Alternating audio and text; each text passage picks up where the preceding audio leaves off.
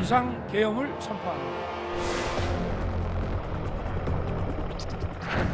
예고 없던 그날 대통령의 기습.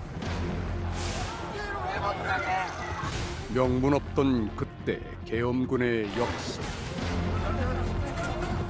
그리고 이유도 모른 채 길어졌던 그 밤의 대치. 찬성 121으로서 비상계엄 해제 요구 결의안은 가결되었음을 선포합니다.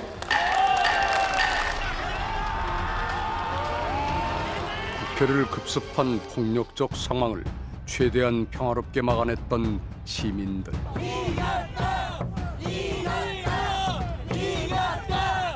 그들이 없었다면 우리는 그 길었던 밤을 어떻게 기억하게 됐을까? 그런 무모한 선택은 과연 무엇을 위한 것이었을까? 비상계엄이 해제된 이후 곧장 수사가 시작이 됐지만 윤석열 당시 대통령 등이 조사와 압수수색에 저항하면서 수사당국은 계엄 모의의 증거들을 쉽사리 확보할 수 없었습니다. 언뜻 시간과의 싸움에서 완패한 듯 보였던 수사당국이 일순간 기회와 마주한 건 노상원 전 정보사령관의 고향집을 방문한 뒤였습니다. 그곳에서 노 전 사령관이 늘 품에 넣고 다녔다던 검정 수첩을 찾아낸 겁니다. 노상원의 수첩을 딱 보면은 내란 준비 과정하고 내란 그 이행 계획하고 그리고 내란에 성공한 이후에 뭘 할지까지 다 나와 있어요. 수첩 속 메모와 닮아 있다는 그 밤의 모습들. 언론사는 그냥 두지만 국회는 봉쇄한다.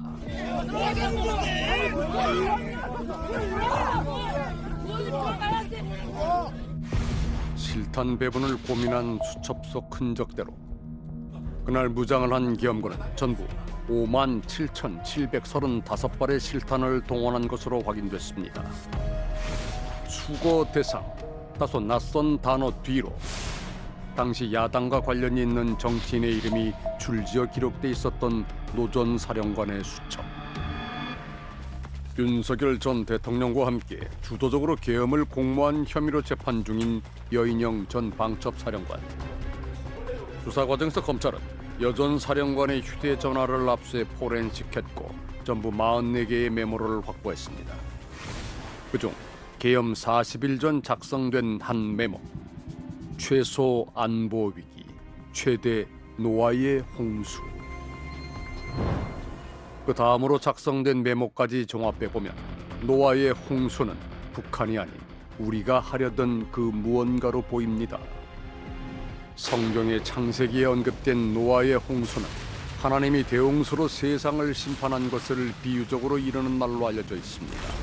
노아의 홍수처럼 한순간에 다 우리가 수십 년간 쌓아온 민주화 경제 성과가 떠내려가고 사장이 되어도 그걸 감내하겠다 아니면 그렇게 해서라도 하겠다라는 의지가 엿보여서 엄청 놀랬죠.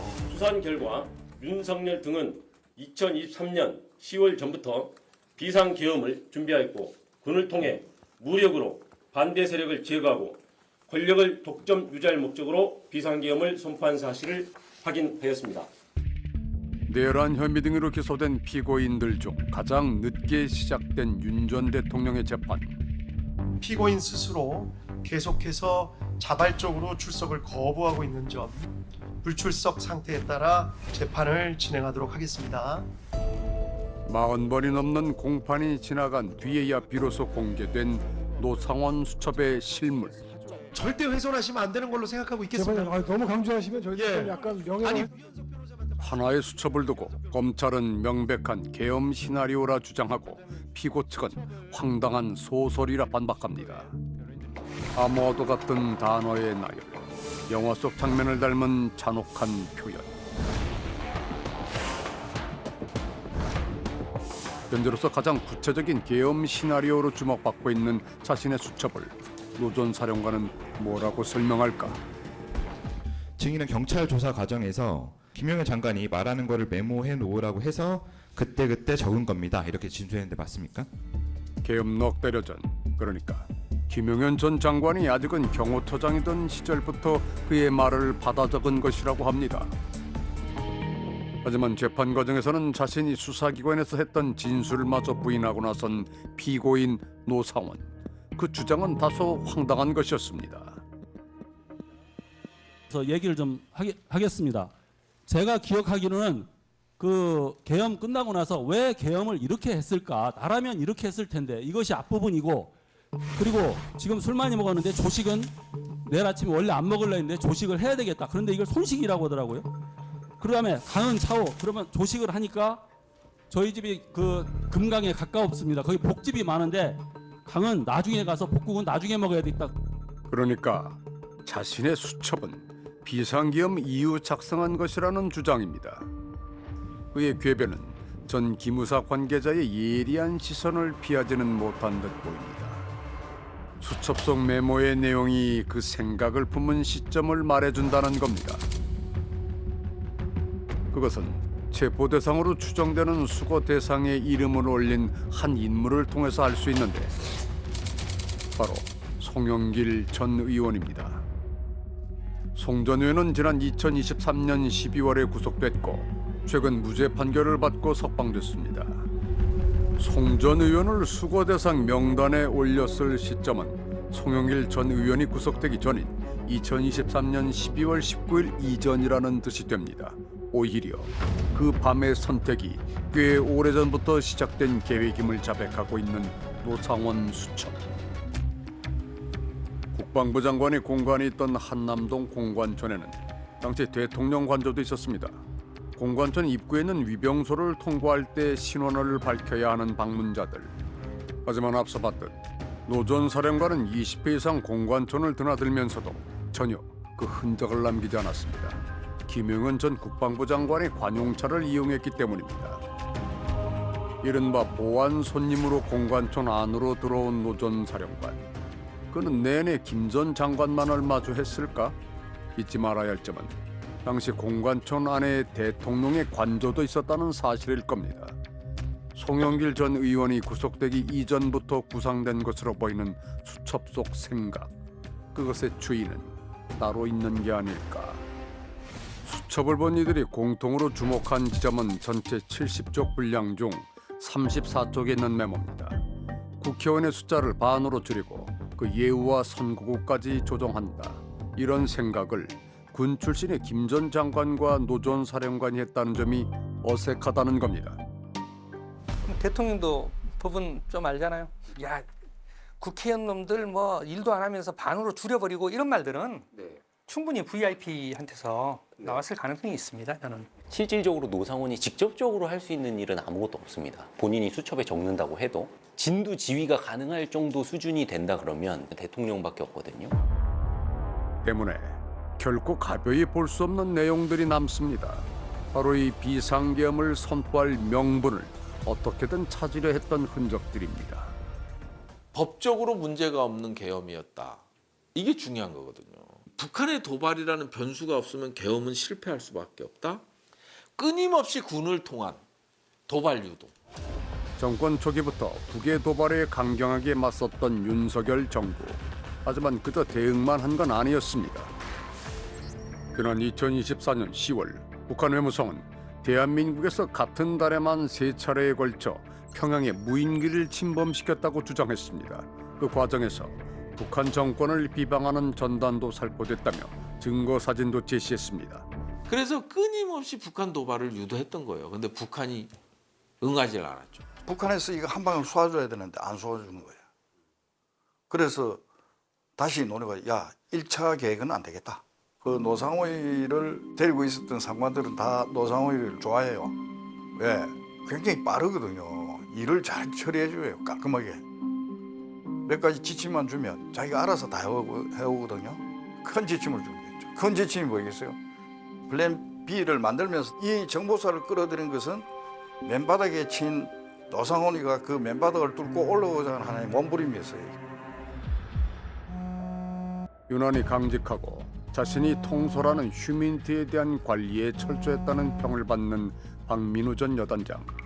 복정과는 거리가 먼 그에게 민간인이었던 노 전 사령관은 비상계엄 선포 7개월 전 연락을 해왔습니다. 5월 말인가? 그때 전화 와가지고 근데 넌 아직도 옛날처럼 고집이 세냐. 뭐 옛날하고 크게 바뀌는 거 없습니다. 그리고 짧게 그렇게 끝냈어요. 노 전 사령관과의 통화가 있고 얼마 뒤 박 전 여단장은 하극상으로 뉴스 속 주인공이 되고 맙니다.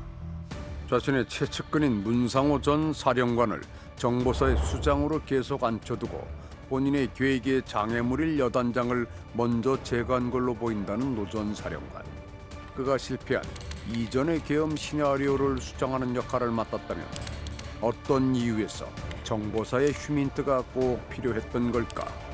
이걸 실행 계획으로 보면은 이걸 실행할 조직은 저기 속초 HID밖에 없죠.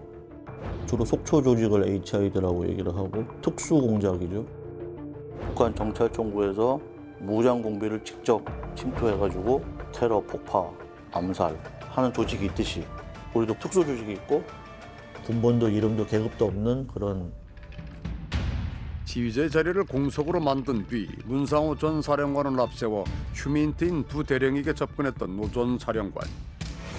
정 대령이 검찰 조사에서 기억을 더듬어 작성한 내용에 따르면 노 전 사령관이 전해준 문건은 부정선거 음모론을 담고 있었습니다. 비상계엄 선포 한 달여 전 선관위 직원 중 신문을 해야 할 대상도 미리 선별했던 걸로 보입니다. 문제는 노 전 사령관의 이 같은 주장을 두 대령이 의심 없이 믿었던 점입니다. 이거 왜 공부했냐고 물어봤을 때 정 대령님이 진짜 간첩인 줄 알았대요. 중앙선관위 직원들 중에서 진짜 간첩이 있었을 수도 있다. 국가를 위해서 대북 공작을 하고 교란 행위를 수십 년간 한 거예요. 더구나 현직 시절 대북 첩보에 밝았던 노 전 사령관의 주장이라 쉽게 의심하기 어려웠다는 두 대령. 이후 이들은 노 전 사령관의 지시에 따라 중앙선관위로 보낼 휴민들을 각각 20명씩 선발했습니다. 공식적으로는 계엄에 한 번도 동원된 적 없는 정보사. 노 전 사령관은 이들의 능력을 대체 어디에 이용할 작정이었을까? 정보사 팀을 동원해서 국회 임무를 했으면은 국회 의견 못했을걸요. 얘는 다 때려부시고 결국은 임무 달성해요. 시키면 시키는 대로. 그래야 북한 임무를 할 수 있기 때문에 그런 거 따지지도 않아요. 무조건 하나면 100% 하는 거야.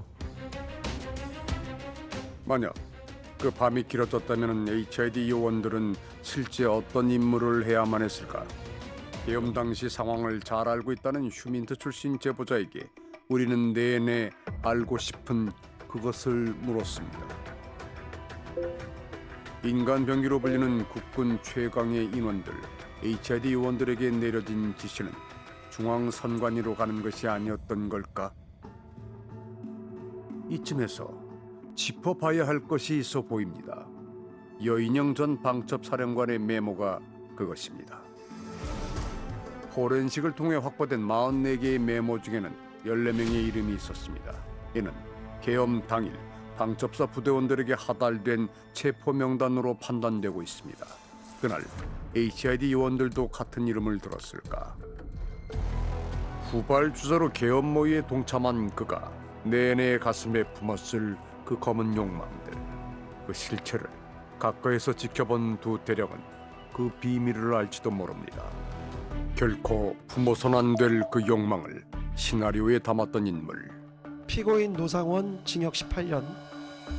절대 행해서는 안 될 그 시나리오를 기회가 됐다면은 주저없이 연출하려고 했던 존재. 피고인 김용현 징역 30년.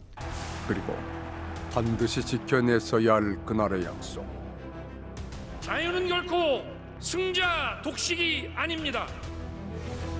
그것을 너무 빨리, 너무 쉽게 잊어버렸던 한 사람. 그때로부터 443번의 밤이 흘렀지만 우리가 여전히 그 밤의 시간을 되짚는 이유.